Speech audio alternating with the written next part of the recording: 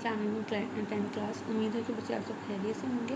Class 10th आज बच्चे date है 21 मई और आज हमने जो है वो आपकी गज़ल नंबर 2 की अशार नंबर 4 से लेकर 7 तक की तशरीह करनी है। आप अपनी किताब का जो है वो सफ़र नंबर 152 यानी कि 152 निकालिए ताकि हम जो है गज़ल का आगाज़ करें। इसका शेर नंबर 4 पे हम आते हैं। शेर नंबर 4 है कि सिलसिला फितना क़यामत का तेरी खुशकामदी से मिलता है। मैंने पहले भी आपको बताया कि उर्दू अदब की शायरी का रिवाज था कि वो अपने महबूब की हर एक चीज़ की तारीफ़ किया करते थे। तो यहाँ पे सिलसिला कामत, सिलसिला यानी कि ताल्लुक़, फितना, फ़साद आ जाएगा और खुशकामती जो है वो लंबे कद को कहा जाता है। अब इसमें इस तशरीह तलब शेर में जो है वो जिगर मुरादाबादी कहते हैं कि महबूब का सरोकामत होना आँखों में क़यामत का मंजर पैदा करता है और क़यामत के हंगामे के सारे सिलसिले जो हैं महबूब की हसीन की बुलंद कामती से मिलते हैं। यानी कि महबूब का तवील कद जो है वो क़यामत का मंजर पेश करता है और महबूब के इस सरापे हुस्न को देख कर जो है वो अक्सर लोग बेहाल हो सकते हैं। यानी कि महबूब के लंबा कद, नशीली आँखें और लहराती जुल्फ़ें जो है वो इंसान को महसूर कर लेते हैं। तो उसके अलावा यहाँ पे दूसरे मिसरे में शायर कहते हैं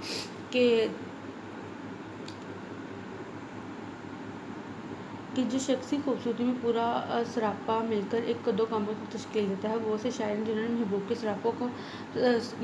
सरापा को जो है वो मौज़ूए सख़न बनाया। अक्सर शायरों की जो गज़लियात का मौजू होता है वो महबूब का खूबसूरत और दिलरुबा सरापा ही होता है। तो महबूब की बुलंद कामती होती है तो जैसे वो उसको जो है वो क़यामत से तशबीह देते हैं कि उसका लंबा कद जो है वो क़यामत के साथ उसको तशबीह देते हैं। ठीक हो गया। उसके साथ साथ ही शेर नंबर 5 पे चलते हैं कि मिलके भी जो कभी नहीं मिलता, टूट के दिल उसी से मिलता है। यहाँ पे शायर कहते हैं कि महबूब की बेरुखी जो है वो दिन ब दिन बढ़ती जा रही है, उससे रोज़ मुलाकात होती है लेकिन ये मिलना और ना मिलना एक जैसा ही है क्योंकि महबूब जो है वो बेरुखी से मिलता है। तो शायर जो कहते हैं कि अपनी दिली कैफियत को कुछ यूँ पेश करते हैं कि महबूब की बेरुखी का इसके दिल पे कोई असर नहीं होता, बल्कि इसका दिल जो है वो नहायत शौक़ से महबूब से मिलने को जाता है, दौड़ता है। आशिक़ का दिल जो है हमेशा महबूब के लिए नरम गोशा रखता है, जबकि महबूब हमेशा जो है वो आशिक़ के लिए बेइत्नाई का जज्बा रखता है। तो यानी कि इस शेर में शायर जो है वो एहसासे में रूमी से दो चार नज़र आते हैं। वो कहते हैं कि वो महबूब को टूट के जाते हैं लेकिन अपनी ज़िंदगी जो है वो महबूब के नाम कर चुके हैं, लेकिन उनका महबूब जो है वो उनसे बेरुखी दिखाता है और बेरुखी से मिलता है। शेर नंबर 6 पे चलते हैं। शेर नंबर 6 देखें कि कारोबार जहाँ संवरते हैं होश जब बेखुदी से मिलता है। अब इस शेर में जो है वो शायर कहते हैं कि दुनियावी मामलात में कामयाबी के लिए हम मुख्तलिफ़ अंदाज़ अपनाते हैं। ज़िंदगी का कोई भी शोबा हो हम उसमें कामयाबी के लिए अपनी ज़ात को भूलना पड़ता है, दूसरों की भलाई को मद्देनज़र रखना पड़ता है और उसके साथ साथ वो कहते हैं कि बेखुदी की मंजिल पाने के बाद तमाम दुनियावी मामलात जो हैं वो दुनियावी मामलात में जो है कामयाबी के लिए हम मुख्तलिफ़ अंदाज़ को अपनाते हैं। यानी कि दुनियावी मामला खुद ब खुद जो है वो संवरना शुरू हो जाते हैं क्योंकि अपनी ज़ात को भुलाना ही असल कामयाबी होती है। जब इंसान दूसरों के लिए सोचता है तो ज़ात खुदाबंदी उसकी भलाई के बारे में सोचती है और जब इंसान के दिल में इश्क की शम्मा जलती है तो ज़िंदगी की हकीकत जो है वो उस इंसान को समझ आने लगती है। इसके साथ ही शेर नंबर 7 की तशरीह पे चलते हैं कि रूह को भी मज़ा मोहब्बत का दिल की हमसायगी से मिलता है। अब यहाँ पे इस शेर में जो है शायर कहते हैं कि इश्क और मोहब्बत जो है रूह की तवानाई का नाम है। हमारी रूह को जो है इस वक्त खुशी मिलती है जब मोहब्बत इसके दर पे दस्तक देती है।